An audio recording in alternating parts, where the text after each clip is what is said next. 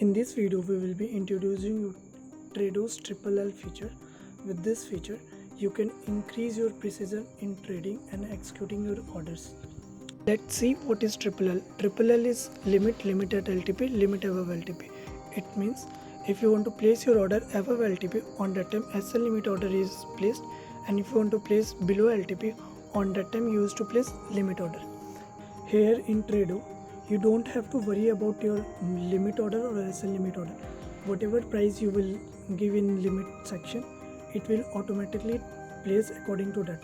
If you placing above LTP price, then it will automatically take SL limit order, and if you placing below LTP price, it will automatically take limit order. Let's see a live demonstration of this feature.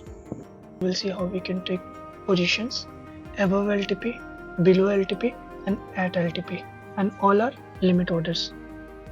Like if you want to buy at 120 rupees, how we can place that order, and if you want to buy at 60 rupees, that also we will see how we can place order. And if you want to take position at LTP, like whatever LTP is going on, and this also limit order, this also we will see how we can do this at Trado. Simply sign in with your credentials, and we will take positions accordingly. Like current market price is going on 97.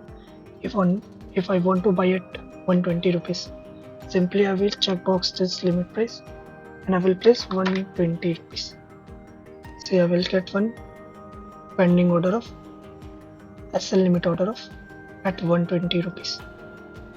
Okay, and if I want to buy at 60 rupees, simply I will change this to 60 rupees.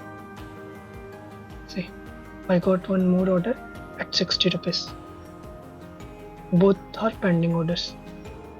And in last, if I want to buy at ATM strike price, and that also in LTP, simply I will click here.